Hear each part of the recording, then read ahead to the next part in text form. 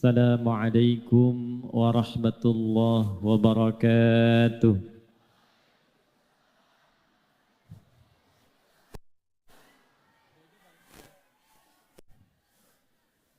Alhamdulillahilladzi jama'ana fi hadzal masjidil mubarak bi barakati 'abdihi anifa wassalatu ala rasulillahilladzi ursila rahmatan lil alamin ursila hanifa wa salawatullahi alaihi wa salamuhu tam wa ala alihi wa sahbihi wa dzurriyyatihi wa ummatihi ila yaumil mi'adi wa wafa wa ba'd.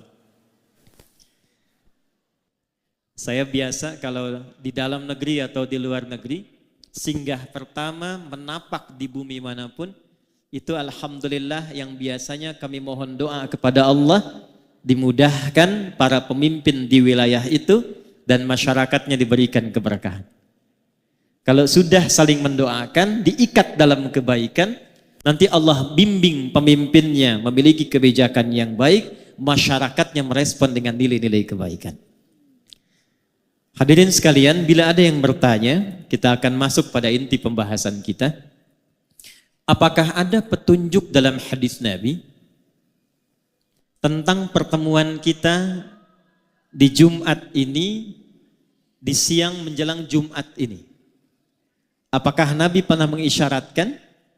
Apakah Nabi SAW pernah menunjukkan dalam sabdanya sehingga pertemuan kita bukan hanya menjadi ngaji bareng, tapi termasuk diikutkan pada sunnah Rasulullah SAW. Kita lacak dalam hadis-hadis yang diriwayatkan oleh para imam-imam hadis. Pertama, ada satu hadis yang banyak dikutip para ulama dan ahli hadis sehingga viral bukan hanya di satu kitab tapi beragam kitab. Kita ambil satu, Sunan Abu Daud. Abu Daud ini nama aslinya Sulaiman As-Sijistani dari Sijistan. Hafal banyak sekali hadis dan lisannya itu ringan mengucapkan hadis, lunak sekali. Kalau ditanya ini hadis apa, dijawab bukan hanya matannya, sanadnya, tapi kualitasnya. Ini sahih, ini dhaif, ini munkar, ini maudhu', ini makruh dan sebagainya. Maka Imam Ibnul Qayyim Al-Jauziyah berkomentar, jika ada dulu Nabi Daud mudah melunakkan besi dengan tangannya, maka ini Abu Daud mudah melunakkan hadis dengan lisannya. Beliau menyantumkan hadis ini dalam Sunan Abu Daud nomor hadis 4900. Ada juga yang lain, Imam At-Tirmidzi. Nama aslinya Muhammad, tumbuh berkembang di Tirmidz, dikenal dengan At-Tirmidzi. Meriwayatkan hadis ini dalam kitabnya Sunan At-Tirmidzi nomor hadis 1040. Ada lagi Ibnu Hibban, punya kitab namanya Sahih Ibnu Hibban, meriwayatkan hadis ini di nomor hadis 3020. Saya ambil jalur yang sama. Imam Abu Daud menerima dari Muhammad bin Ala. Muhammad bin Ala menerima dari Muawiyah bin Hisham. Muawiyah bin Hisham menerima hadis ini dari Imran bin Anas Al-Makki. Imran bin Anas Al-Makki menerima hadis ini dari Atha. Atha bin Abi Rabah menerima hadis ini dari Abdullah bin Umar radhiyallahu taala anhuma. Abdullah bin Umar radhiyallahu taala anhuma menerima hadis ini dari Rasulullah Muhammad sallallahu alaihi wasallam.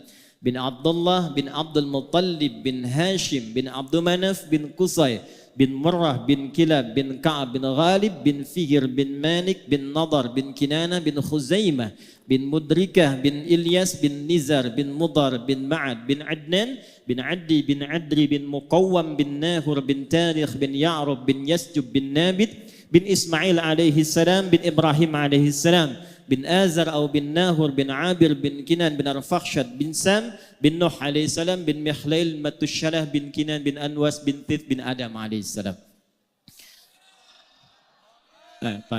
Coba ulangi. Hadisnya berbunyi, qala Rasulullah sallallahu alaihi wasallam, "Udhkuru mahasina mautakum." Udhkuru mahasina mautakum wa kuffu an masawihim.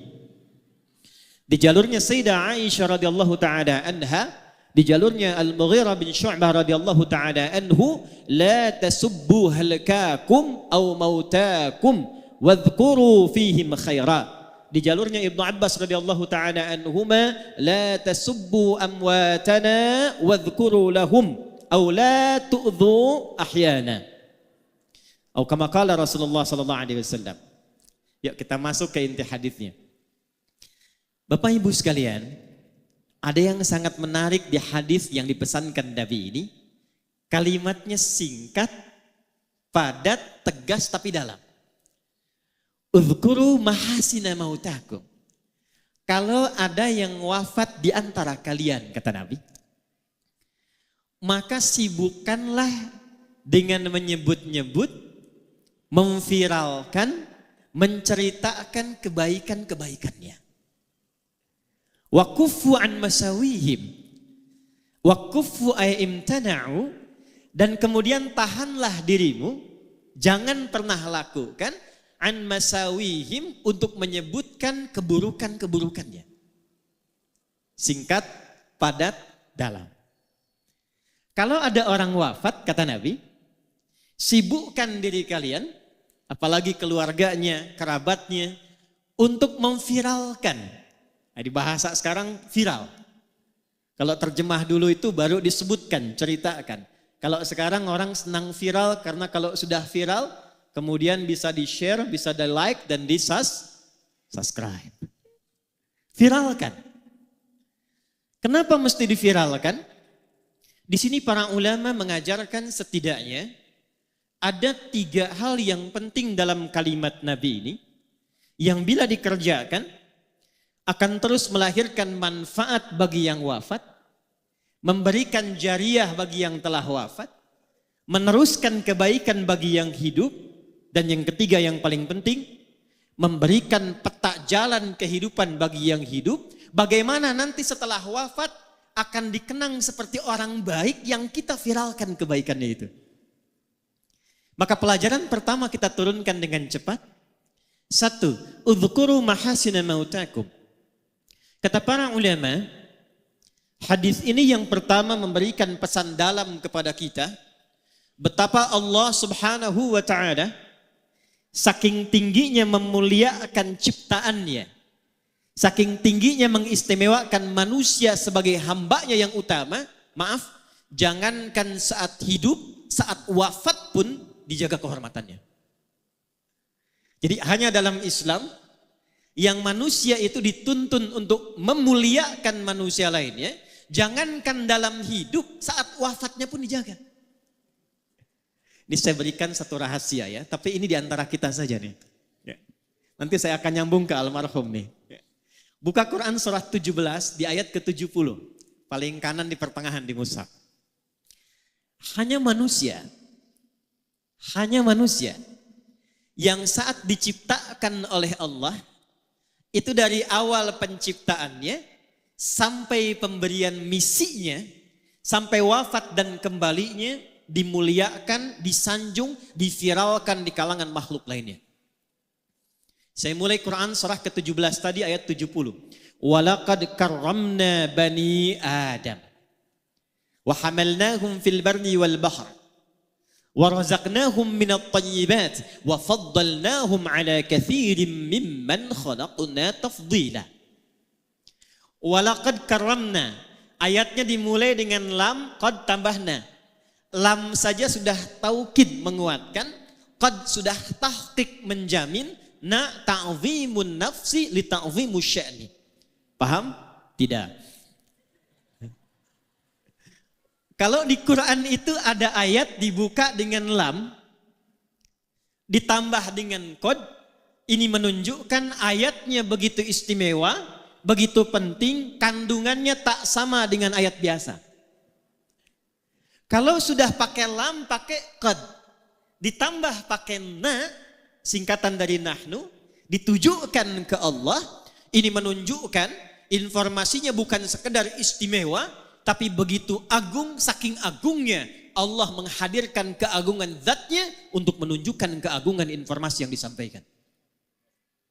Contoh bandingannya, Quran surah 54 ayat 17, 22, 32, 40 tentang Quran. Walaqad yassarnal Qur'ana lidzikri fahal mim muddakir. Saking agungnya Quran, tingginya Quran, itu orang-orang yang mau berinteraksi dengan Al-Quran, ngaji Quran, membaca Quran, menghafal Quran, itu dijamin keutamaannya 4 kali dibandingkan dengan amalan biasa, menggunakan lam, qad, dan na' ta'zimun nafsi. Karena itulah Quran tidak diturunkan kecuali malaikat yang istimewa yang membawa, Jibril. Sejak Jibril bawa Quran, naik status jadi Ruhul Amin, Sayyidul Malaikat. Diturunkan pada Nabi Muhammad SAW. Begitu Nabi Muhammad membawa Al-Quran, naik status beliau menjadi Sayyidul Anbiya wal Mursalin. Diturunkan di hari Jumat. Begitu Jumat mendapati turunnya Quran, naik status harinya menjadi Sayyidul Ayyam. Diturunkan di malam hari, saat turunnya malamnya berubah menjadi status Lailatul Qadar, Lailatul Mubarakah. Turun di Mekah, Mekah berubah menjadi tempat yang penuh berkah. Turun di Yathrib, Yathrib berubah jadi Al-Madinah Al-Munawwarah. Siapa saja yang bisa dekat dengan Al-Quran, maka mendapatkan keutamaan serupa dan jaminannya keagungan Allah Subhanahu wa taala. Ayat yang serupa nafasnya itu tentang manusia. Jadi bukan hanya Al-Quran.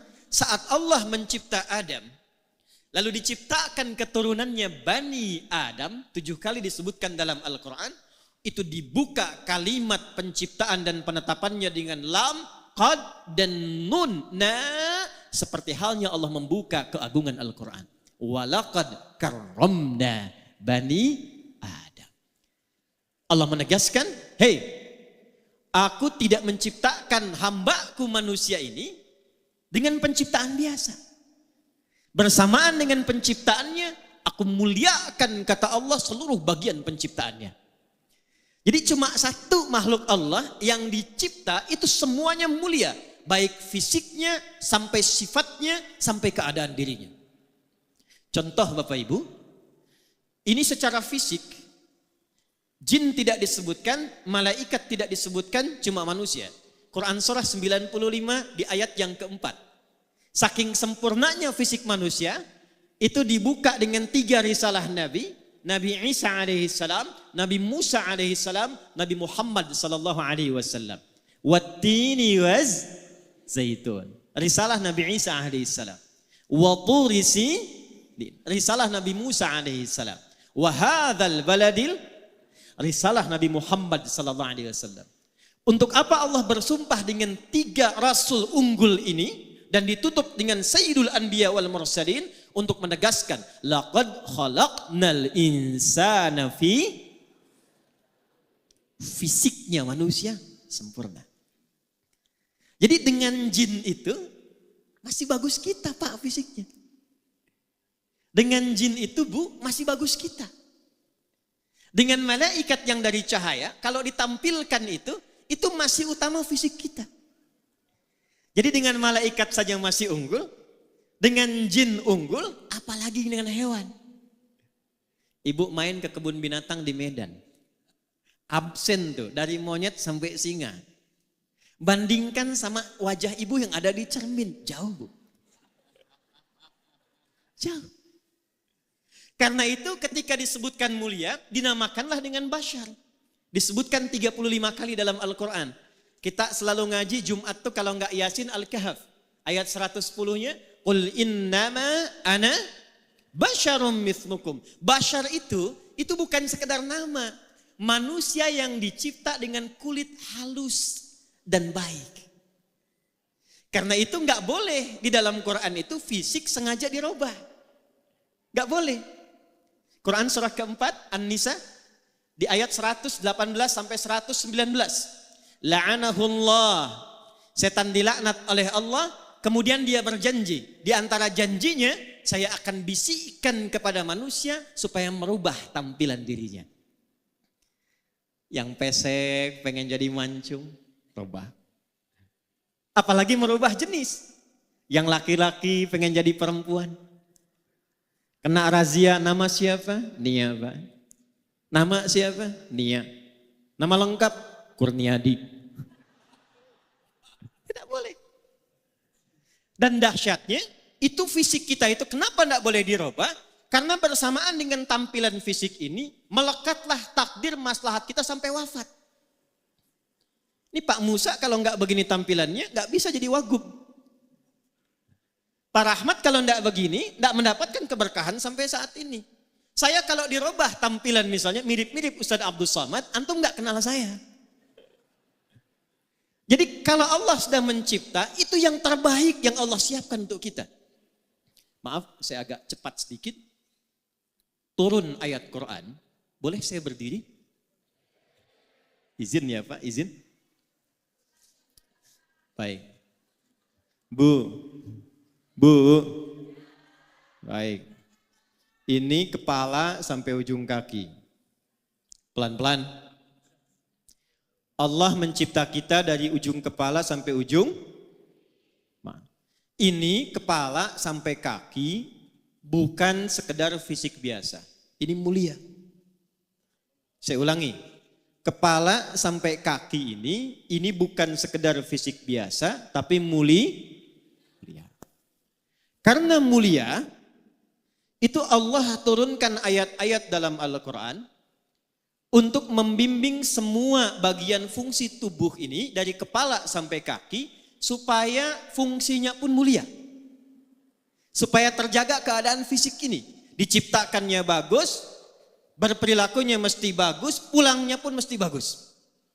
Contoh, ini mata fungsinya apa? Tuh, sudah salah. Kalau cuma melihat, itu belum masuk ke fungsi manusia. Hewan pun melihat. Ayam melihat. Kambing melihat. Elang terbang tinggi, anak ayam terlihat di bawah. Ibu naik pesawat, anak sendiri belum tentu kelihatan. Karena itu ketika Allah menunjukkan fungsi mata, dijelaskan dalam Quran bukan hanya fungsinya secara fisik, tapi menunjukkan kemuliaannya. Turun Quran surah ke-24, ayat 30 untuk laki-laki, 31 untuk perempuan. Perhatikan ayatnya. Qul lil mu'minina yaghuddu min absarihim. Katakan pada setiap laki-laki yang beriman kepada Allah, yang yakin Allah telah mencipta dirinya, yaghuddu min absarihim. Jaga pandangannya, matanya hanya boleh melihat yang baik-baik saja. Saya ulang, matanya hanya boleh melihat yang baik-baik. Ketika yang dilihat tidak baik, palingkan.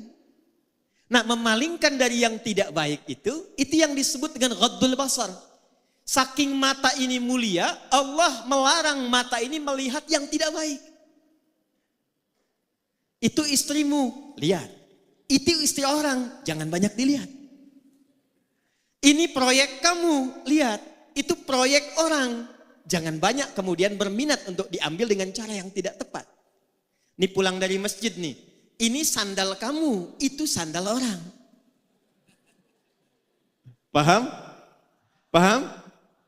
Jadi sepanjang kita jadi manusia, kenapa dilarang untuk melihat yang tidak baik? Supaya menjaga kemuliaan penciptaan matanya. Dari mata turun ke, langsung ke hati aja Bu. Ke lisan. Dari mata turun ke lisan, ke mulut. Apa fungsi mulut? Tuh. Bicara yang baik, turunlah Quran surah ke-49 ayat ke-11 sampai 12. Perhatikan kalimatnya. Ya ayyuhalladzina amanu. Dipanggil pakai ya, disebutkan 361 kali dalam Al-Quran, memanggil yang dekat, menengah dan jauh. Setelah itu ada ayyuha, disebutkan 150 kali dalam Al-Quran. Ayyunya menguatkan, haknya mengingatkan, tanbih. Setelah itu ada alladzina, disebutkan 1080 kali dalam Al-Quran. Itu memanggil semua tanpa kecuali. Yang besar, yang kecil, laki-laki, perempuan, tua, muda, punya jabatan, tak punya jabatan. Kata Allah, hei, semuanya tanpa kecuali. Yang tinggalnya dekat, yang menengah, yang jauh. Laki-laki, perempuan. sepanjang Anda merasa yakin dengan Allah yang telah mencipta lisan kita, la yaskhara qaumin qaum. Jangan biasakan mencela. La yaghtab ba'dukum ba'dha. Jangan gibah. Jangan gosip. Kenapa dilarang melukai dengan celaan? Kenapa lisan tidak boleh merendahkan? Karena dijaga oleh Allah supaya lisan ini selalu tampil terhormat. Sebab ketika ada seseorang mencela, itu pasti keadaan dirinya rendah di hadapan Allah Subhanahu wa taala. Kalau enggak percaya, Bapak Ibu silahkan pulang dari sini, keluarkan kata-kata kotor, saat yang bersamaan rendah keadaan kita di hadapan Allah Subhanahu wa taala. Itulah sebabnya muncul hukum haram. Dari kata hormat, sesuatu yang terhormat. Jadi turunnya hukum haram ini asalnya bukan ingin mencegah kita dari satu perbuatan, bukan. Tapi ingin menjaga kehormatan kita karena Allah menciptakan kita dalam keadaan yang mulia. Satu. Ini penting dulu saya sampaikan, ini saya mohon maaf sebesar-besarnya sebelum saya masuk ke hal yang terkait dengan ayahanda kita Haji Hanif. Karena kita kehilangan bagian pertama ini. Quran minta saling menyayangi. Sekarang yang terjadi saling menyakiti. Buka berita, lihat sekarang baik yang online ataupun yang offline. Setiap kita buka berita 85% beritanya. Kalau bukan pembegalan, bukan perampokan, bukan kemudian pembunuhan, maaf, yang satu mencela pada yang lainnya. Yang satu melukai pada yang lainnya. Padahal yang kita ngaji Quran yang sama, nabinya nabi yang sama. Kenapa orang dahulu bisa menjaga dan mempraktekkan Quran itu untuk menampilkan kebaikan dirinya, orang sekarang jauh dari petunjuk Quran dan hadis. Ini bagian pertama. Awas hati-hati ya, hati-hati. Karena nanti ada orang yang saat akan masuk surga, ditimbang amalnya, kata Nabi, ternyata terhambat dia karena pernah melukai fisik baik dirinya ataupun orang lain. Yuk kita lihat. Cek hadis Muslim, riwayat sahabat Abu Hurairah radhiyallahu taala anhu. Saya agak cepat. Jadi satu kali Nabi sedang kumpul begini, tiba-tiba beliau tanya pada sahabatnya, Atadrunal muflis? Tahukah kalian tentang orang yang bangkrut saat di hari kiamat nanti? Lalu sahabat rebutan menjawab. Kata mereka, ya Rasulullah, al-muflisu fina ma la dirham lahu wa la mata'. Orang bangkrut menurut kami yang sudah tidak punya uang sepeser pun, tak ada aset sedikit pun. Secara teori dunia benar. Tapi perhatikan jawab Nabi. Al-muflisu min ummati. Orang bangkrut yang mengaku umatku itu. Tolong garis bawahi ya. Nabi tidak menyebutkan umatnya Nabi Isa, tidak menyebutkan umatnya Nabi Musa, tapi ada orang mengaku umatnya Nabi Muhammad sallallahu alaihi wasallam. Saya tanya yang hadirin di sini semua, kita umatnya Nabi bukan? Ulangi, kurang keras. Umatnya Nabi bukan? Perhatikan baik-baik, hati-hati. Ada di antara umat Nabi, ya'ti yaumal qiyamati, datang di hari kiamat bisolatin. Solatnya rajin sekali. Jadi tercatat tulisan di kitabnya itu rajin solat. Jangankan fardunya, sunnahnya pun dia buru. Dia tahajud, dia solat sunnah, ada catatannya. Wasyamin, rajin puasa. Jangankan Ramadan, Senin datang dia puasa, Kamis datang dia puasa. Dia tak tunggu Senin Kamis, dia lakukan puasa dahulu. Wazakatin, rajin zakat. Fokus. Cuma sayang kata Nabi, wa ya'ti qad syatama hadza. Tapi saat yang bersamaan dia pernah mencaci orang lain. Wa qadzafa hadza, menuduh orang lain. Wa daraba hadza, menyakiti fisik orang lain. Puncaknya, awas hati-hati, wa safaka dama hadza. Bahkan ada yang menumpahkan darah, menyebut nama Allah di dalamnya. Allahu Akbar, tembak orang lain. Allahu Akbar, bunuh orang. Allahu Akbar, bom orang lain. Hati-hati, kalau Nabi pernah sampaikan, berarti potensi terjadinya itu mungkin terjadi. Maaf, mudah-mudahan tidak terjadi di Medan dan di tempat lainnya lagi. Apa yang ngamin? Jadi waktu terjadi bom di Jalan Tamrin, Itu saya sedang di Lampung. Wah, meledak. Lagi begini, tadi. Tiba-tiba jamaah angkat tangan bertanya, Ustaz, apakah bom di Jalan Tamrin itu termasuk jihad fisabilillah? Saya bilang, Pak, sependek pengetahuan saya, jihad fisabilillah itu jihad di jalan Allah, bukan di Jalan Tamrin. Jihad fisabilillah itu jihad di jalan Allah, bukan di Jalan Tamrin. Maka kata Nabi, kalau ada yang seperti itu, mesti hati-hati. Karena apa yang terjadi? Tu'khadhu hadza min hasanati. Kalau ada orang baik sholat, lantas dia setelah sholat mencela orang. Maka diambil pahala itu dari sholatnya, diberikan kepada orang yang baru dicelanya itu. Kalau ada orang puasa, saat buka menggibahi orang, menggosipkan orang, itu diambil pahala puasanya, ditransfer kepada orang yang digibahi itu. Fa'in faliyat hasanatuhu, kalau habis kebaikan ini masih ada sisa satu, pernah fitnah orang. Maka karena nggak ada bekal lagi, bangkrutlah dia, dosa-dosa orang yang difitnah itu diambil, diberikan kepadanya. Faturiha finnar, maka dicuci dulu di neraka, baru kemudian diangkut, diberikan ke dalam surga. Fisik. Awas, penting saya sampaikan karena sabda Nabi ini zaman sekarang kita mudah dapati.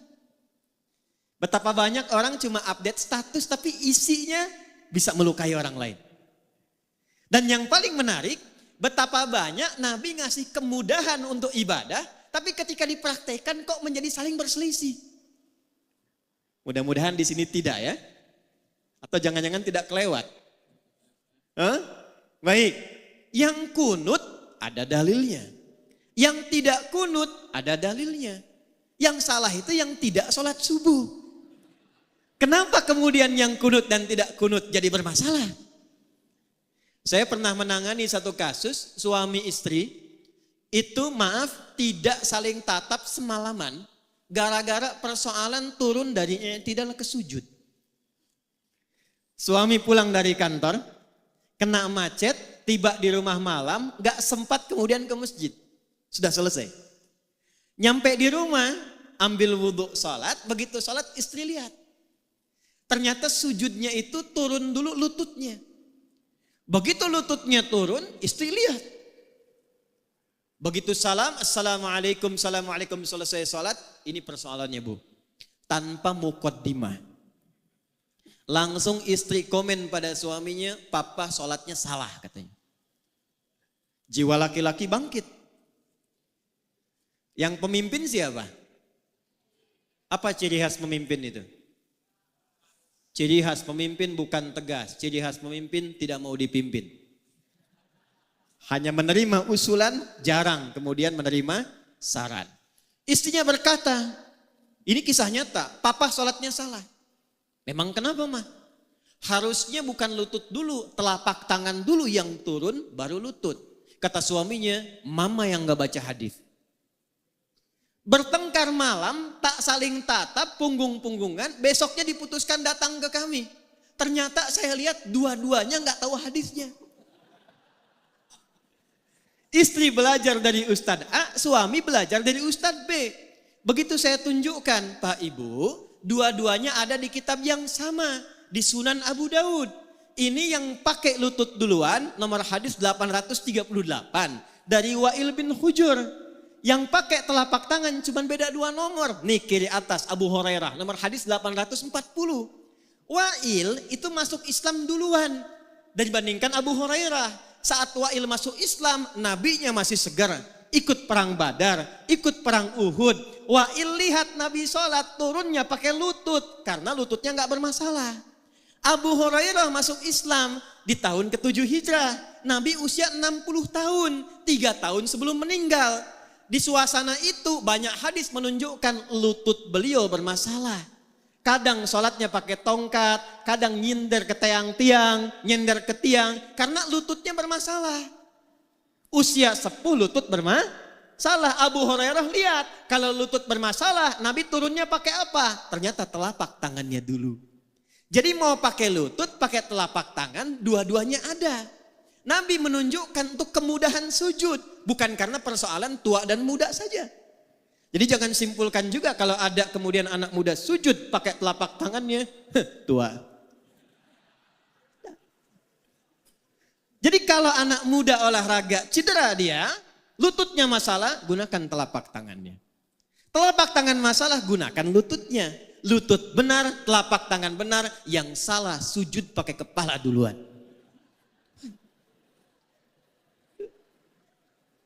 Kenapa gara-gara basmalah yang satu keras, yang satu sir kok jadi saling melukai? Kok jadi saling klaim? Padahal 70 hadis. 70 hadisnya, 4 cara bacanya. Bisa dijaharkan, Bismillahirrahmanirrahim. Bisa disirkan, Bismillahirrahmanirrahim. Maaf, kalau sudah silent, sir, tidak usah ditempel ke mic. Bismillahirrahmanirrahim. Itu jahar namanya. Sir pelan yang dengar kita. Yang ketiga, bisa tak usah dibaca sama sekali. Alhamdulillahi Rabbil Alamin. Yang keempat, riwayat Abu Hurairah, baca jahar rakaat pertama, Bismillahirrahmanirrahim. Rakaat kedua tidak dibaca langsung hamdalah. Alhamdulillahi Rabbil Alamin. 4-4-nya ada dari Nabi. Diajarkan oleh Nabi pada sahabat. Sahabat mengajarkan, dirangkum oleh 4 imam besar dipilih oleh mereka. Imam Abu Hanifah An-Nu'man wafat tahun 150 Hijrah. Memilih langsung baca hamdalah. Imam Malik lahir 93 Hijrah. Memilih langsung baca hamdalah. Imam Muhammad bin Idris Asy-Syafi'i lahir 150 Hijrah. Saya pilih yang jahar. Karena ini tidak baca, populerkan yang dibaca supaya diketahui. Muridnya Imam Ahmad bin Hanbal lahir 164 Hijrah, hafal 1 juta hadis. Muridnya Imam Asy-Syafi'i memilih yang keempat. Yang ini tidak baca, yang ini baca keras, saya pilih kemudian yang tengah-tengah silent. Kok tiba kemudian? Bismillahirrahmanirrahim. Alhamdulillahi Rabbil Alamin. Ini Muhammadiyah nih. Bismillahirrahmanirrahim. NU. Padahal zaman Nabi belum ada Muhammadiyah, zaman Nabi belum ada. Yang NU benar, yang Muhammadiyah benar, yang salah yang tidak sholat. Saya 2010 itu tugas di Mekah, menerima jemaah pertama Isya. Qadarullah imamnya Syekh Sudes. Begitu sudah mengatakan istau, istaqimu, takbir, Allahu Akbar.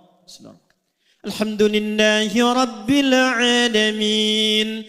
Itu komen jamaah samping saya persis, pertama masih ingat saya, iki imamnya Muhammadiyah ya. Jadi Muhammadiyah cabang Masjidil Haram. Nah ini yang harus diperkaya para ulama kita itu.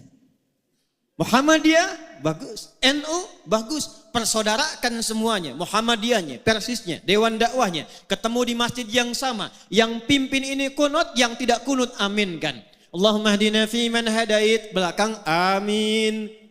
Gantian begitu yang pimpin yang tidak kunut, yang makmum tidak perlu sujud sahwi. Paham? Takbir. Bagian pertama. Jadi tidak ada babnya saling celah. Yang paling menarik ngajinya Quran, sunnahnya sunnah Rasulullah. Kok bisa pulang dari situ nggak saling sapa? Assalamualaikum akhi. Beda manhaj. Ngaji ke sana yuk, bid'ah. Itu tidak saya temukan tuh dalam Quran, dalam sunnahnya.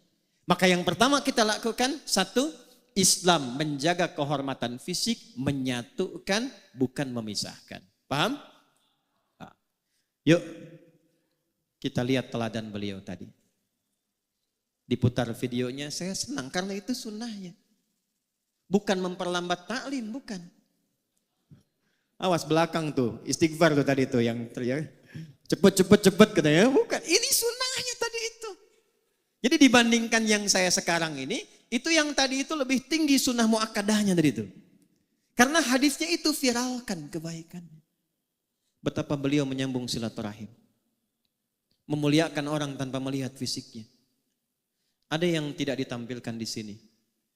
Tapi sejak 16 September 2005 dan didirikan YAPI itu, saya melihat di antara murid saya yang dimuliakan oleh beliau, ternyata ada murid-murid penghafal Quran kami. Siapa yang bisa melunakkan hati Anda untuk ada di sini? Saya tidak punya kemampuan. Siapa yang bisa melunakkan hati kami untuk hadir di sini?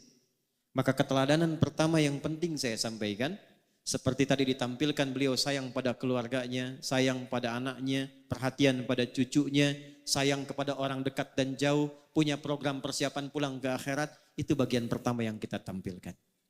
Jelas sampai di sini? 1. 2. Saya agak cepat. Udhkuru mahasina mautakum wa kuffu an masawihi. Jika ada orang yang telah wafat, viralkan kebaikan-kebaikannya dan tahan dari menggunjingkan keburukannya. Apa makna yang kedua kata para ulama? Dari kebaikan yang telah kita ketahui tadi, jangan cukupkan sekedar menjadi informasi. Saya ulang ya. Jangan cukupkan sekedar menjadi informasi. Contoh, Haji Anif ini punya program membangun 99 masjid. Sampai sekarang tahun 2023 ada kisaran 30-an lebih masjid yang telah terbangun. Beliau support ambulan, perhatian mendirikan klinik dan sebagainya. Alhamdulillah, untuk beliau selesai. Jariahnya mengalir. Ada 9 lafaz di hadis Muslim, cukup Nabi yang memberikan garansi lewat hadis ini. Perhatikan kalimatnya. Disebutkan 9 lafaz di hadis Muslim, kalimatnya idza matal insan. Atau dalam riwayat lain idza matal abdu. Imam Nawawi rahimahullahu taala dalam syarahnya menafsirkan idza matal insan ay idza mata ibnu Adam. Kalau seorang manusia yang beraktivitas meninggal dunia. Izin, maaf. Manusia disebut dengan 5 nama dalam Quran. Berapa nama?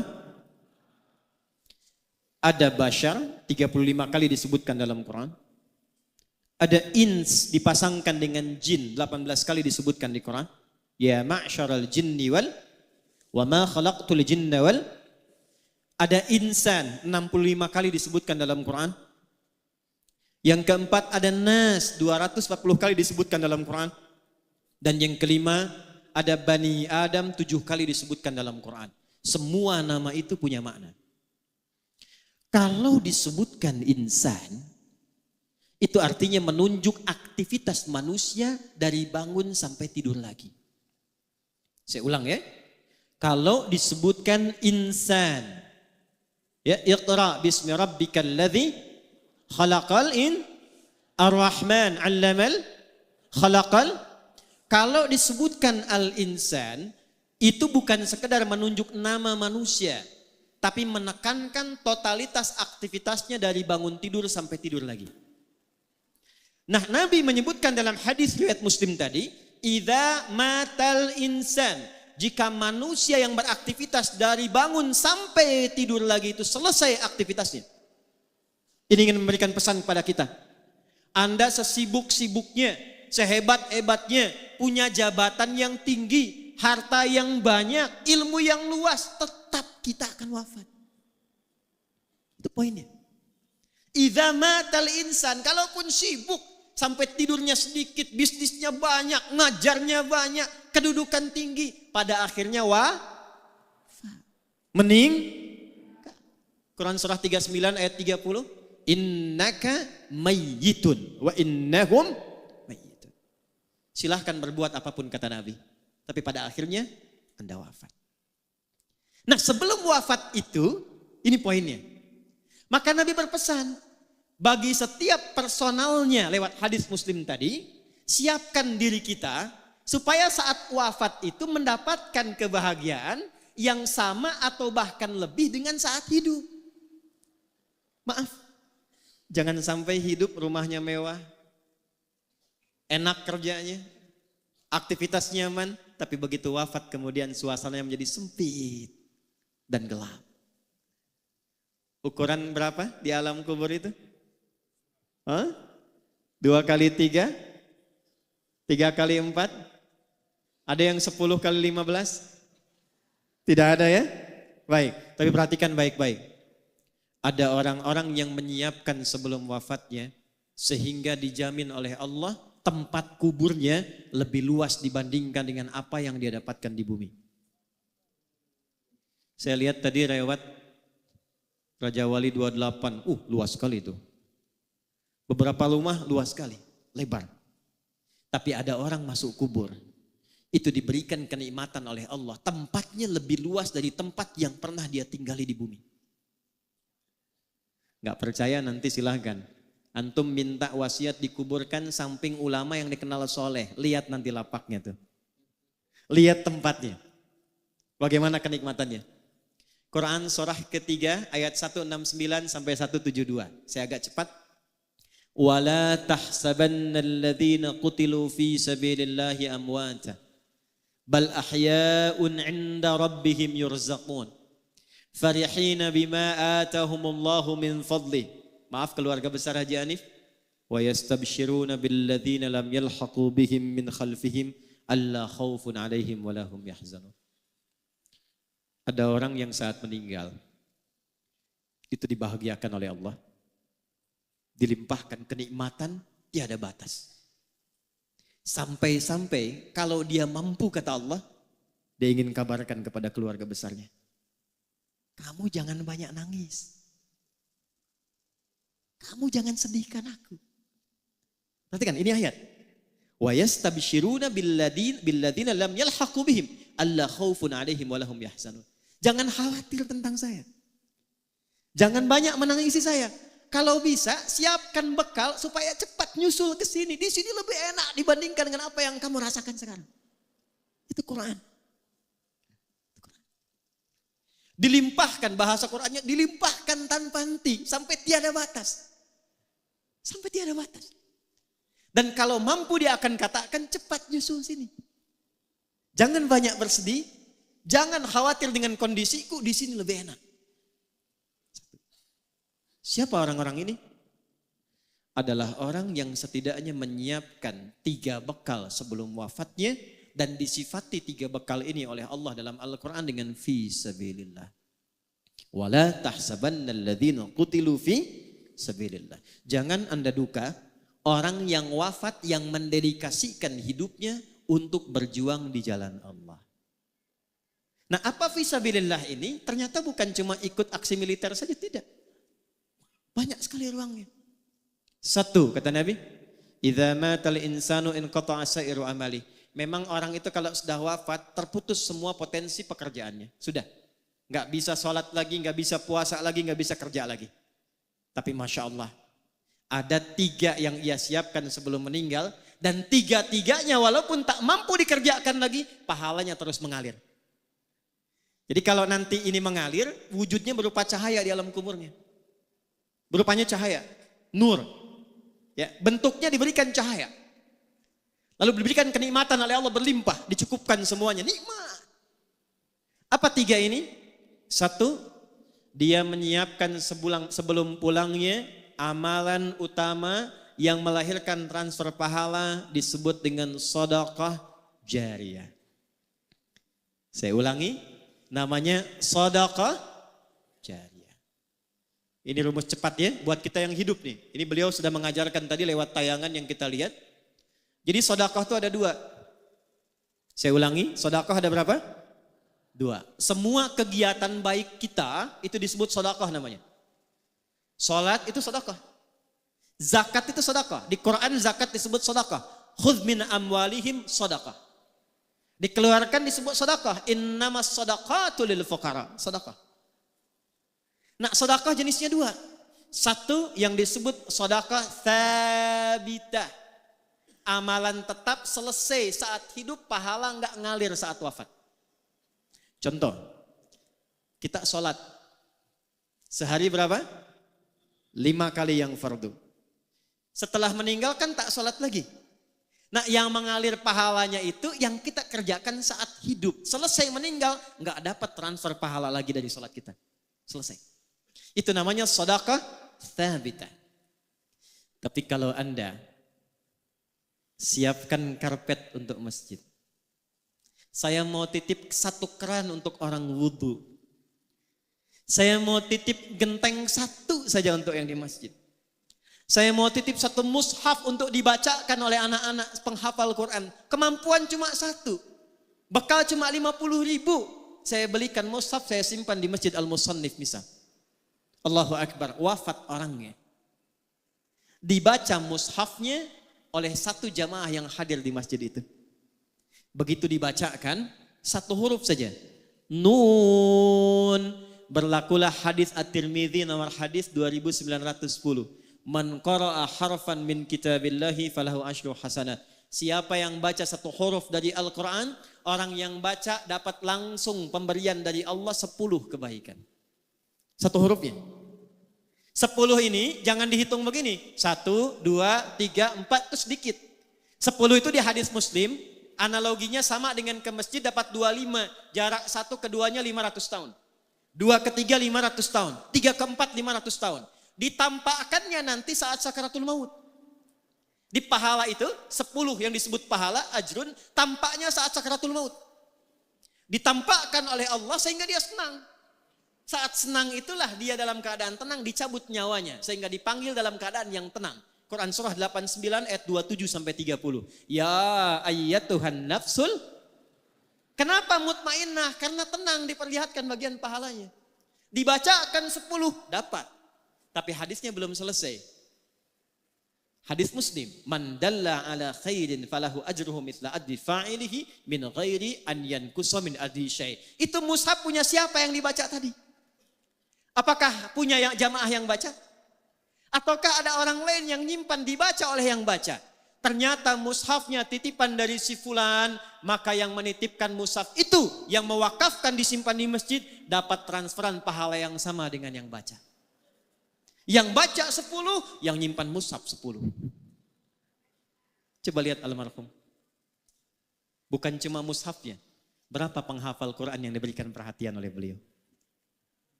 Berapa banyak masjid yang telah dibangunkan? Berapa kali orang ruku dan sujud di masjid itu?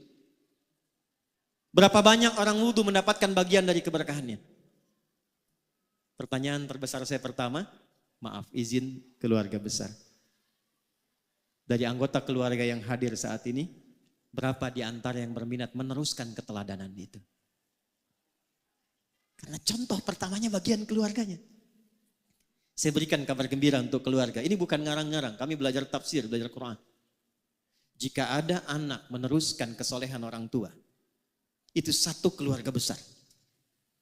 16 keluarga besar beliau, istri beliau yang mulia, Hajah Syarifah, keluarga besar beliau, anak-anaknya, sampai cucunya. Kalau benar diteruskan, itu surga yang Allah janjikan bukan surga biasa. Turun Quran surah 13, Ar-Ra'd, ayat 23 sampai 24, dari 8 pintu surga. Surga itu ada 8 pintunya, tengah-tengahnya tamannya, namanya Aden. Yang tertinggi Firdaus. Kalau ada anak meneruskan kebaikan orang tuanya, maka saat masuk surga itu anaknya dipanggil untuk menggandeng kedua orang tuanya. Lewat tengahnya taman indah surganya. Saya bacakan ayatnya. Jannatu adni yadkhulunaha. Ada satu keluarga besar dipanggil oleh Allah bukan 1, 2. Semua keluarganya. Jadi kalau normal hisab itu kan fulan, Adi Hidayat datang. Lutfi datang. Andre datang. Andi datang. Ini tidak. Satu keluarga besar Anif hambaku datang. Siapa mereka ini? Wa man salaha min abaihim. Anaknya pertama disebut. Anaknya. Gandeng bapak ibumu yang soleh itu. Yang telah kemudian menanamkan legasi amal yang engkau teruskan. Minta digandeng. Ini Allah yang firmankan. Kalau ayah memulai itu wajar. Tapi kalau anak cucu mengikuti itu tidak mudah. Tidak mudah. Makanya nasihat para nabi itu sebelum meninggal. Yang dikumpulkan anak-anak itu bukan persoalan warisan harta. Tapi meneruskan kebaikan yang telah kemudian dikerjakan orang tuanya. Quran surah kedua Al-Baqarah di ayat 133. Lihat kalimatnya. Am kuntum syuhada'a idh hadara Ya'qub al-maut idh qala li banihi ma ta'buduna min ba'di. Pernah enggak Anda dengar kisah viral tentang Nabi Ya'qub?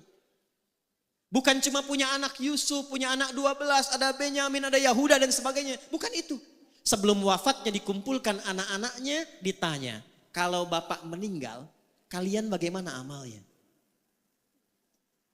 Apa jawab mereka? Qalu na'budu Ya Bapak, jangan khawatir. Setelah ayahanda meninggal, tanamkan dalam hati Bapak yang dalam, kami tidak akan pernah keluar dan menyimpang dari nasihat-nasihat ayah untuk meneruskan amal-amal kebaikan ayah. Na'budu ilahaka wa ilaha abaika Ibrahim wa Ismaila wa Ishaqa ilaha wahidah. Jazakumullah khair. Semoga Allah muliakan guru-guru kita, menyehatkan, merahmati, dan memberikan kemampuan kita meneladani kebaikan-kebaikan beliau. Saya teruskan. Kata anak-anaknya Yakub, Pak, jangan khawatir. Amal-amal yang telah Bapak tinggalkan kami teruskan. Kami tidak akan menyembah Tuhan selain Allah. Pastikan supaya Bapak pulangnya pun tenang. Begitu Yakubnya meninggal dalam keadaan tenang, diteruskanlah oleh putra-putranya beliau. Ada Yusuf alaihissalam. Dan Yusuf lebih sukses dibandingkan ayahnya Yakub. Boleh jadi putra beliau mungkin usahanya ada yang lebih sukses daripada ayahnya. Tapi penilaian pertama dalam Al-Quran, apakah kesuksesan itu mengantarkan pada amal soleh yang pernah ditinggalkan oleh ayahandanya. Maka saya mohon pada keluarga besar, tidak sekedar kita bahagia banyak jamaah datang mendoakan.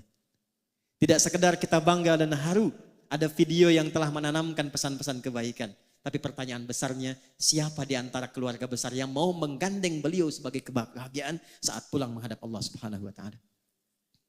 Teruskan. Fokus wa azwajihim dan istri-istrinya. Jadi ayah sama ibunya, anak gandeng pasangan masing-masing. Terakhir, tadi saya lihat ada cucunya, ada cicitnya, beliau bilang buyut ya. Itu dalam bahasa Arab disebut dzurriyyah. Tidak berhenti sampai ke anak, wa dzurriyyatihim, sampai ke anak cucu. Jadi hisabnya tuh begini, keluarga besar datang.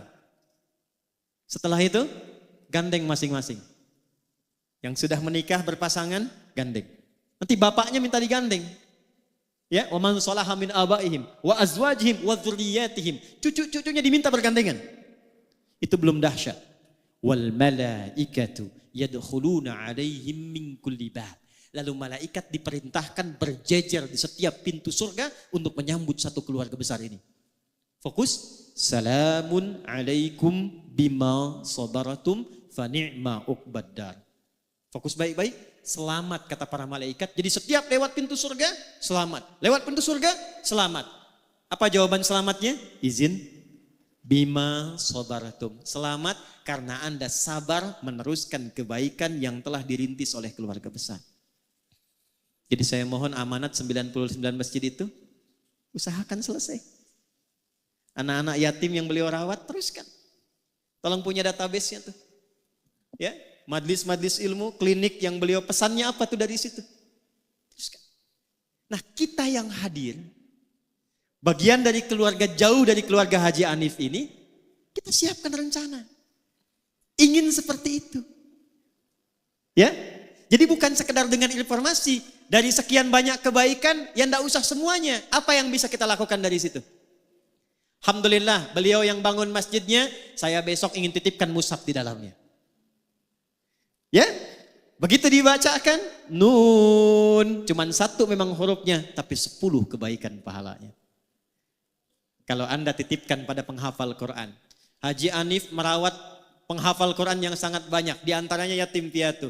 Ayo kita belajar dari situ. Pulang dari sini, jangan lihat anak orang dulu. Anak kita di rumah siapkan jadi penghafal Quran.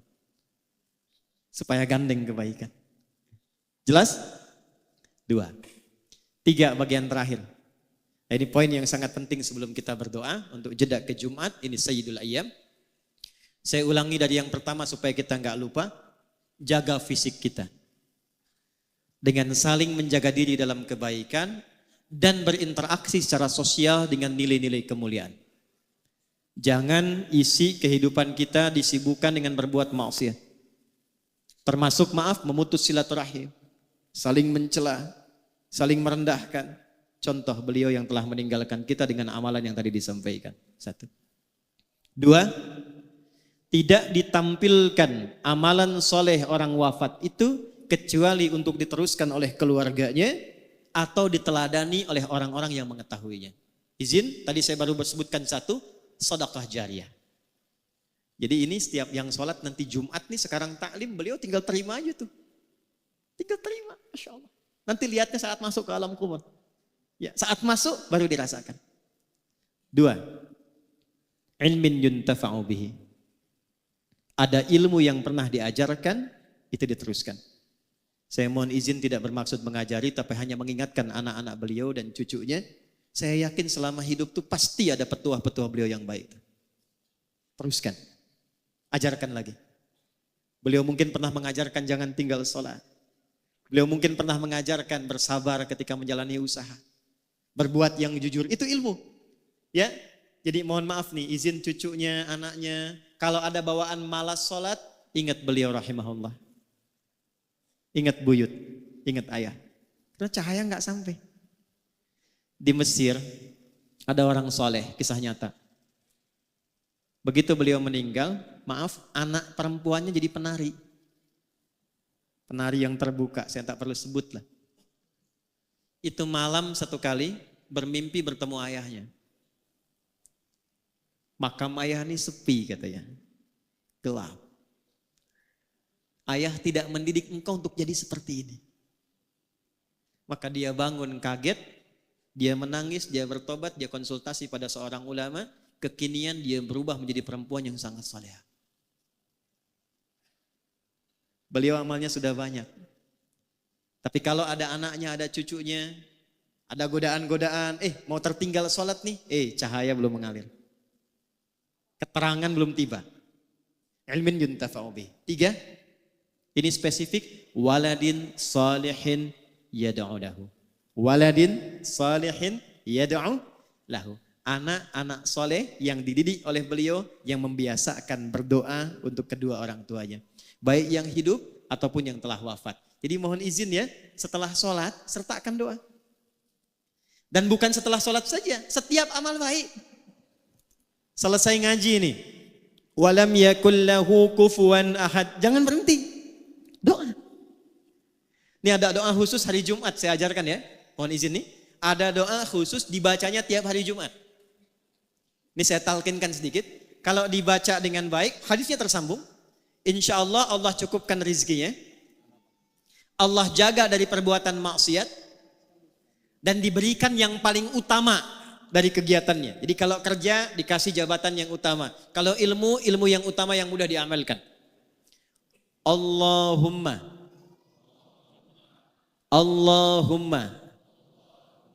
ikfina bihalalika an haramik. Allahumma ikfina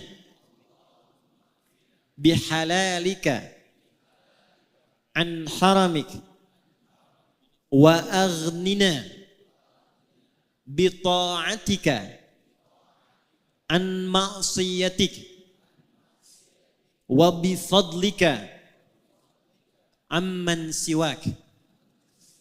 Nah, itu biasakan di hari Jumat. Ya, dibacanya boleh yang laki-laki itu saat jeda di antara 2 khutbah. Yang perempuan itu semua Jumat tuh afdal. Yang perempuan biasanya Sayyidah Fatimah radhiyallahu taala anha itu punya waktu khusus dan punya asisten untuk melihat kondisi matahari hanya Jumat saja. Ba'da asar menjelang maghrib. Jadi kalau sudah tiba matahari itu mau ke barat, itu asisten Sayyidah Fatimah mengatakan hanal waqt. Kata Sayyidah Fatimah, hahiya waqtuha. Waktu mustajab itu dari mulai malam ke pagi, khususnya saatan. Waktu sejenak di antara 2 khutbah, puncaknya menjelang maghrib. Bacakan 3 bagian itu dan itu bersanad. Itu bersanad. Yang terakhir, yang ketiga. Saya ulangi, yang terakhir, yang ketiga. Setelah mendapatkan bagian-bagian tadi, istiqamah, pilih satu, siapkan bekal kita untuk pulang. Tadi kan sudah banyak beliau, Haji Hanif rahimahullah ta'ala. Masjid ada, yatim ada, klinik ada, susah, banyak nirunya. Nah setelah paham yang banyak tadi, oleh kita keluarkan satu untuk kita, yang cocok apa? Tidak harus ikuti banyak, yang cocok apa? Apa dasar hadisnya? Singkat, hadisnya sahih. Nabi duduk dengan sahabat, Lalu menyampaikan, nanti di hari kiamat, di antara kalian ada yang dipanggil oleh pintu-pintu surga. Kata Nabi, ada yang dipanggil dari pintu Ar-Rayyan. Ya, maka nada munadin, penjaga pintu Ar-Rayyan manggil, aina shaimun, aina shaimun, mana yang biasa di dunianya puasa, mana yang biasa puasa. Maka nanti refleks amalan puasa itu menggerakkan tubuh bangkit. Nggak bisa antum asal bangun, saya. Tidak. Karena mulut dikunci. Al-yauma nakhtimu ala afwahihim wa tukallimuna aydihim wa tashhadu arjuluhum. Itu yang menggerakkan tubuh bangun, itu amal kita. Kalau nggak biasa puasa, nggak bisa bangun. Tapi kalau biasa puasa, amalan puasanya mendorong tubuhnya bangkit, langsung dia pergi ke tempat itu. Fa idza dakhaluhu ughliqa. Kalau masuk semua, tutup langsung. Nggak bisa ngintip. Itu pintunya Ar-Rayyan yang biasa puasa. Ada pintu namanya babut tahajud. Memang tidak rajin puasa, tapi dia tunggangi satu amalan, saya pengen tahajud. Maka nanti dipanggil lewat pintu namanya pintu tahajud, babut tahajud. Ada pintu namanya babul sedekah. Pilih 8 amalan pokok, pilih salah satu, tunggangi itu sebelum kita pulang menghadap Allah Subhanahu wa taala. Itu rumusnya. Abu Bakar tanya, "Ya Rasulullah, apakah ada nanti di surga yang dipanggil oleh semua pintu itu?" Jadi begitu dihisab, itu baru hisab dimulai, pintu semua manggil. Mana fulan, mana fulan, mana fulan, bukan umum lagi. Ya. Mana si fulan, semua pintu manggil. Kata Nabi, ya akan ada dan aku berharap engkau termasuk bagian dari orang yang dipanggil semua pintu surga itu. Saya mau tanya sebentar sebelum menutup. Kalau Nabi mendoakan itu pasti tidak? Diijabah tidak?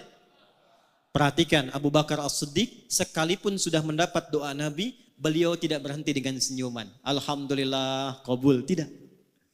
Apa yang dilakukan beliau? Besoknya Nabi keliling, Nabi kumpulkan sahabat, Nabi tanya, siapa hari ini yang sudah jamaah? Semua angkat tangan. Jadi semua sahabat Nabi itu yang sangat baik, amalnya banyak, dekat dengan Nabi, di dunia hidup dengan Nabi, melihat Nabi, beramal membersamai Nabi, di alam kuburnya jaminan bagus, di akhirat surganya tinggi, itu masih jamaah ke masjid. Ada orang, bukan di sini ya, bukan sahabat Nabi, belum jelas amalannya, tidak membersamai Nabi di dunia, terancam dengan alam kuburnya, surga belum jelas. Rumah dekat masjid, speaker masjid menghadap ke rumahnya. Masih belum tergerak untuk ke masjid. Tapi kalau ditanya cita-citanya surga Firdaus bersama Nabi. Siapa yang sudah jamaah hari ini? Semua angkat tangan. Nabi naikkan levelnya. Maaf, siapa yang sudah jenguk orang sakit hari ini? Sebagian turun, yang sebagian angkat. Di antara yang angkat Abu Bakar. Siapa yang sudah mengantarkan jenazah hari ini? Sebagian turun lagi, Abu Bakar angkat. Siapa yang menyolatkan jenazah hari ini? Sebagian turun lagi, Abu Bakar angkat. Siapa yang infak hari ini? Sebagian turun, Abu Bakar angkat. Jadi rupanya begitu mendapatkan konfirmasi di lisan Nabi yang mulia, ada orang dipanggil dari semua pintu surga itu, beliau keluarkan kurikulum amalnya jadi catatan. Setiap hari keliling untuk mengamalkan catatan itu. Abu Bakar Siddiq. Dipeganglah tangan beliau oleh Nabi sallallahu alaihi wasallam, dikatakan, "Hadza akhi." Abu Bakar ini saudaraku. Faman adzahu faqad adzani. Siapa yang menyakiti Abu Bakar, dia telah menyakiti aku. Saya tanya pada antum, Haji Hanif ini amalnya udah banyak. Insya Allah kita berdoa husnul khatimah, ya, tandanya banyak, ya, kemuliaannya sudah banyak, diviralkan terus. Kebanggaan bukan hanya untuk keluarga, orang-orang dekat, orang jauhnya. Saya baca, izin saya baca Pak. Tadi saya menyebutkan itu karena saya di jalan pengen tahu baca. Saya hafal anak-anak beliau tadi. Saya tanya Pak Musa itu untuk konfirmasi saja. Beliau nomor 8 tuh saya tahu. Ya, saya hafal. 16 bersaudara, kan? Ya, saya hafal. Saya lihat sebelumnya. Saya tuh melihat hanya untuk mengetahui ini beliau amalannya apa ini. Apa yang saya bisa ikuti. Ternyata saya temukan di antara murid saya pun diapresiasi oleh beliau. Kami punya angkatan pertama ahli Quran, angkatan pertama yang 14.000 orang. Di antara 14.000 orang itu ada yang diapresiasi beliau, diperhatikan beliau. Mungkin keluarga belum tahu. Luar biasa. Amalnya sudah banyak. Tapi yang jadi pertanyaan untuk kita, kembali ke hadis tadi. Apa yang sudah kita niatkan untuk hadir saat ini? Jangan sampai cuma datang, duduk, lihat ustadz, rekam, pulang. Sayang. Rekaman itu harus membawa nilai yang memberatkan amal soleh kita saat pulang menghadap Allah Subhanahu wa taala. Ya. Dan terakhir, saya tidak menginginkan keluarga Haji Hanif saja yang serombongan masuk. Karena ada ayat lain di Quran surah 39, ayat 73, bukan hanya satu keluarga, tapi ternyata tetangganya, kerabatnya, jamaahnya ikut semua gabung. Surah Az-Zumar, surah 39 ayat 73, menutup bagian dari haul kedua. Allah yarham ayahanda Haji Musani atau Haji Hanif rahimahullahu ta'ala. Wasiqal ladzina taqaw rabbahum ilal jannati zumara. Adakah di antara Anda, kata Allah, yang ingin termasuk dalam golongan orang-orang takwa yang dikumpulkan oleh Allah lintas keluarga, lintas tetangga, masuk semua rombongan satu surga? Jadi kalau sekarang kita berkumpul cuma di dunia, besok ada peluang dikumpulkan semua, dipanggil rombongan Masjid Al-Musannif. Hatta idza ja'uha wa futihat abwabuha qala lahum khazanatuha. Sampai ketika dibuka pintu besar surganya, rombongan semua masuk, penjaga surganya mengatakan, "Salamun alaikum." Selamat. Anda kompak saat di dunia, kompak. Tibtum, Anda jadi orang baik saat di dunia. Jadi acara kita ini selepas pulang mesti menginspirasi kita merubah jadi baik. Makanya keluar dari masjid beda doanya dengan saat masuk. Coba lihat doa masuk masjid itu apa? Allahumma ftahli abwaba. Ya Allah, mohon bukakan untukku pintu-pintu rahmatmu. Saya tanya sama antum deh yang laki-laki. Kalau masuk masjid itu dari satu pintu atau banyak pintu? Banyak, masuk sini keluar lagi, masuk sana keluar lagi gitu. Walaupun pintunya banyak, pasti masuknya di satu arah kan? Satu pintu kan?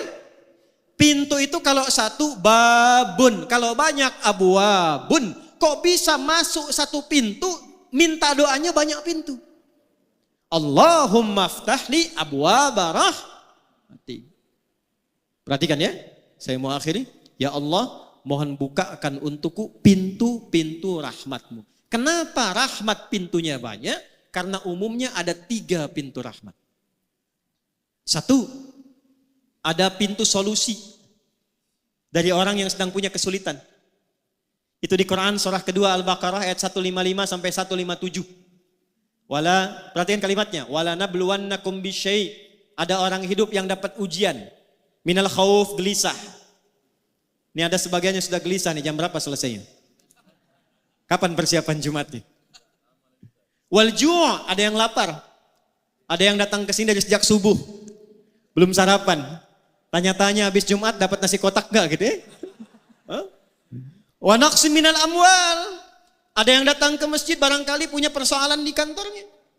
Akhir bulan belum jelas bagaimana gajiannya. Wal anfus, ada yang sakit sampai sebagian wafat. Terakhir, maaf, wat thamarat, ada yang hasil kerja kerasnya mungkin diambil orang lain. Maksudnya apa? Tidak semua yang masuk ke masjid itu hatinya gembira.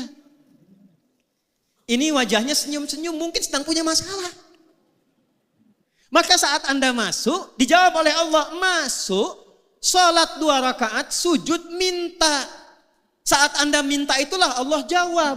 Apa jawabannya? Ayat 157-nya. Ulaika alaihim salawatum min rabbihim wa rahmat. Jadi Anda masuk, Allahumma ftahli abwaba rahmatik, rahmat. Allah tanya, rahmat yang mana yang kamu inginkan? Saya punya masalah ya Allah. Nama saya memang rahmat, tapi masalah saya banyak. Sujud minta. Makanya ke masjid itu jangan cuma diam. Datang, sholat 2 rakaat, sujud minta. Bukan bikin status. Bukan gosip. Saya tidak Ustaz, tidak seperti ibu itu tuh, sama. 2, maaf. Rahmat Allah yang kedua itu, singkatnya, puncak ampunan dari dosa yang sudah berlumur. Pernah mabuk, pernah zina, pernah bunuh, pernah merampok, pernah membegal. Ada yang begitu di sini? Mumpung ada polisi di luar itu. Ya. Kalau ada orang pernah menyimpulkan bahkan ini dosa saya terlampau banyak, tidak tahu diampuni atau tidak, maka Allah turunkan sifat yang tertinggi yang keempat. 1 ghafir, 2 ghafar, 3 ghafur, 4 rahim dengan rahmatnya. Turun Quran surah 39 ayat 53. Qul ya ibadiyalladzina asrafu ala anfusihim la taqnatu min rahmatillah. Anda datang ke masjid, sujud, taubat. Begitu taubat, diampuni dosanya oleh Allah, diberikan jalan pulang yang lapang. 3. Jadi bagian yang paling penting. Rahmat Allah meminta keutamaan dunia dan akhirat. Meminta keutamaan dunia dan akhirat. Dan puncak tertingginya surga. Makanya komen Nabi, susah orang masuk surga dengan amalnya kalau bukan rahmat Allah. Maka sering kita mintakan kemuliaan dunia dan akhirat, kita punya nama doanya. Doa yang hanya viral di Indonesia.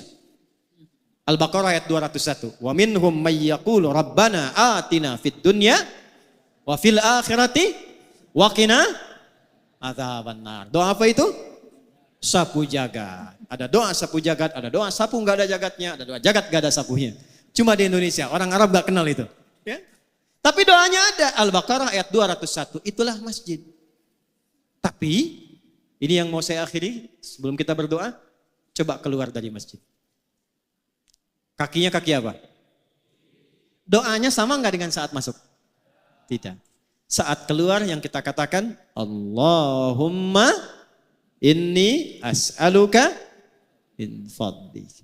Ya Allah, aku keluar sekarang. Aku minta yang utama darimu yang merubah diriku lebih baik dari sebelum masuk. Acara ini sekarang ada di masjid. Temanya memang haul. Tapi kita belajar dari hadis tadi bagaimana meneladani kebaikan-kebaikan Allah yarham supaya kita praktekkan dalam hidup. Maka saya tidak menginginkan ada satu orang pun keluar dari masjid ini kecuali berubah keadaan hidupnya lebih baik daripada sebelumnya. Ya. Insya Allah keluar dari sini kita menjadi rajin sholat. Insya Allah keluar dari sini kita menjadi rajin mengaji Al-Quran. Insya Allah keluar dari sini kita bersaudara saling menguatkan. Tidak menjelek-jelekan orang lain. Ya, memuliakan, mendoakan orang lain. Dan saya bermohon pada Allah mudah-mudahan pertemuan kita jam'an mubarakah menginspirasi siapapun yang ada di luar. Kita berikan contoh. Insya Allah jangan tunggu haul tahun depan lagi. Tapi setelah keluar dari sini, kalau ada orang tanya, di mana orang baik di Indonesia? Medan. Di mana yang rajin sholat di Indonesia? Medan. Di mana orang jujur di Indonesia? Medan. Di mana orang-orang yang menyambung silaturahim? Medan. Sehingga Anda bisa berkata, Horas. Sampai kembali ke hari kiamat insya Allah. Kita berdoa. Dan kita akan sampai ke persiapan Jumat. Mudah-mudahan doa kita diterima oleh Allah Subhanahu wa taala. Saya tidak bermaksud mewakili para ulama-ulama kita, hanya menyampaikan kembali apa yang diajarkan. Doa kita ada 3 insyaallah. Yang pertama doa dikhususkan pada Allah yarham Haji Musannif atau Haji Hanif. Kemudian yang kedua kita khususkan untuk keluarga-keluarga beliau, baik istri beliau, kerabatnya, anak-anak beliau dan keturunan beliau. Dan yang ketiga untuk kita semua yang hadir, mudah-mudahan jauh ataupun dekat mendapatkan kemuliaan-kemuliaan dan keberkahan si Allah Subhanahu wa taala. A'udzu billahi minasyaitonir rajim. Bismillahirrahmanirrahim. Alhamdulillahi rabbil alamin. Allahumma nahmaduka hamdan kama 'allamtana an nahmadak wa nashkuruka syukran kama 'allamtana an nashkuraka antal muqaddim wa antal muakhir biyadikal khair innaka 'ala kulli syai'in qadir. اللهم نصلي ونسلم على حبيبك الكريم رسولك المصطفى الأمين سيدنا محمد وعلى آله وصحبه أجمعين. اللهم إنا نخصك يا الله بالدعاء لك بأسمائك الحسنى وصفاتك العلى. اللهم يا الرحمن الرحيم يا الملك القدوس يا الذي على كل شيء قدير بيدك الخير فإن كل عسير بيدك يسير. اللهم نخصك بالدعاء يا الله بأبينا وجدنا يا الله وأخينا حاجي مصنف. اللهم اغفر له يا الله وارحمه وزد له نورا في قبره. Ya Allah kami khususkan doa bermohon pada ayahanda kami ya Allah, kakek bagi cucu-cucunya, buyut bagi cicitnya, ayah ya Allah bagi anak-anaknya, suami bagi istri tercintanya. Ya Allah lapangkan kubur beliau ya Arhamar Rahimin. Anugerahkan ya Allah limpahan cahaya-cahaya kebaikan bagi beliau ya Rabbal Alamin. Berikan jariah terbaik pada semua amal soleh yang telah beliau kumpulkan ya Rabbal Alamin. Jadikan kuburnya ya Allah sebagai bagian dari pancaran dan percikan kenikmatan surga. Allahumma ya Rabbal Alamin barik ya Allah ailatihi ya Rabbal Alamin min awladihi wa ahfadihi wa aqribaihi ya Rabbal Alamin. Ya Allah, sebagaimana Engkau berikan nilai-nilai kebaikan pada Haji Musannif selama hidupnya sampai wafatnya, maka percikan kebaikan itu kepada seluruh keluarga besarnya. Saudara-saudarinya ya Allah, istri tercintanya, anak-anaknya, cucunya. Allahumma barik ya Allah hadil ailah. Berkahi keluarga ini ya Rabbal Alamin. Yassir lahum kulla amalihim ya Allah wardah kama tuhibbu wa tardah. Ya Allah, anugerahkan kemudahan dalam aktivitas mereka. Berikan ridhamu pada semua aktivitas mereka, cintai mereka dalam kebaikan dan jauhkan mereka dari kemaksiatan yang dapat menjauhkan mereka dari pertemuan dengan orang tua mereka. Allahumma ya Allah kama karamta wa barakta li hadhil ailah. Wa ya Allah fabarik lana jami'an jam'an mubarakah. Ij'al jam'an hadha jam'an marhumah wa tafarraqana min ba'dihi tafarruqan ma'sumah. Ya Allah, seperti Engkau limpahkan kebaikan kemuliaan pada keluarga besar Haji Anif dalam hidupnya atau setelah wafatnya, maka berikan kebaikan yang sama kepada kami hadirin pada saat ini ya Rabbal Alamin. Berkahi kehidupan kami ya Allah, jadikan pertemuan kami pertemuan yang saling mencintai. Bila pun kami mesti berpisah, jadikan perpisahan kami mengeratkan silaturahim dan kebaikan di antara kami. La tada'lana fi maqamina hadza dzamban illa ghafartah. Ya Allah, bila ada pendosa hadir di sekitaran masjid ini, jangan biarkan ia pulang kecuali Engkau ampuni seluruh dosa-dosanya. Wala hamman illa farajtah. Jika ada yang datang di antara kami membawa kegelisahan, jangan biarkan ia pulang kecuali Engkau telah tenangkan keadaan hatinya. Allahumma wala asran illa yasartah. Jika ada di antara kami yang datang membawa kesulitan, jangan biarkan ia pulang kecuali Engkau telah tenangkan keadaan hatinya dan hilangkan seluruh kesulitannya. Allahumma wala maridan illa syafaitah. Jika ada di antara kami yang tengah Engkau uji dengan penyakit seberat apapun, maka mohon angkat dan sembuhkan seluruh penyakitnya. Allahumma ya Rabbal Alamin, Rabbana atina fid dunya hasanah wa fil akhirati hasanatan wa qina adzabannar. Ij'al baqiyata hayatina hayatan thayyibah wa akhir wafatina husnal khatimah. Ya Allah, jadikan sisa hidup kami lebih baik daripada hari-hari sebelumnya, dan bila pun kami wafat di hari ini, wafatkan kami dalam keadaan husnul khatimah. Khafif lisanana naqula kalimat at-tauhid la ilaha illallah Muhammadur Rasulullah. Ya Allah, mohon ringankan lisan kami, khususnya dalam sakaratul maut kami, untuk mengucapkan kalimat tauhid la ilaha illallah. Wa ajib kalimatana biqaulika ya ayyatuhan nafsul mutmainnah irji'i ila rabbika radiyatan mardiyah fadkhuli fi ibadi wadkhuli jannati. Ya Allah, dan mohon jawab kalimat kami dengan panggilan-Mu yang indah. Hei jiwa-jiwa yang tenang, cepat pulang kepadaku. Aku ridha denganmu, dengan amalmu, dan Engkau pun akan ridha dengan pemberianku. Jadi bagian dari hamba-Ku, aku siapkan surga untukmu. Allahumma ishtaqna bi Rasulillah sallallahu alaihi wasallam. Allahumma ishtaqna bi Rasulillah sallallahu alaihi wasallam. Ishtaqna bi Rasulillah sallallahu alaihi wasallam. Ya Allah, kami rindu untuk berjumpa dengan Rasulullah sallallahu alaihi wasallam. Lam na'ish ma'ahu fil hayah wa lam narahu fil manam fala tudayyi' lana fursah yaumal qiyamati linajtami wa narahu yaumal qiyamati ya arhamar rahimin. Ya Allah, kami tidak hidup bersama beliau di dunia ini. Kami bahkan tidak menatap beliau di alam mimpi kami ya Allah. Maka mohon jangan hilangkan kesempatan pada kami untuk membersamai, minimal menatap beliau di jannah-Mu nanti ya Rabbal Alamin. Ma'alladzina namta alaihim minan nabiyyina was-siddiqina wasyuhada'i was-salihin wa hasuna ulaika rafiqa. Allahumma sallallahu ala habibikal karim rasulikal mustafa al-amin sayyidina Muhammadin wa ala alihi wa sahbihi ajma'in. Wa akhiru da'wana subhanakallahumma wa bihamdika nashhadu an la ilaha illa anta nastaghfiruka wa natubu ilaik walhamdulillahi rabbil alamin. Bismillahil Fatihah. أعوذ بالله من الشيطان الرجيم بسم الله الرحمن الرحيم الحمد لله رب العالمين الرحمن الرحيم مالك يوم الدين إياك نعبد وإياك نستعين بالصراط المستقيم صراط الذين أنعمت عليهم غير المغضوب عليهم ولا الضالين. Terima kasih saya haturkan kehormatan pada seluruh keluarga besar Haji Musannif.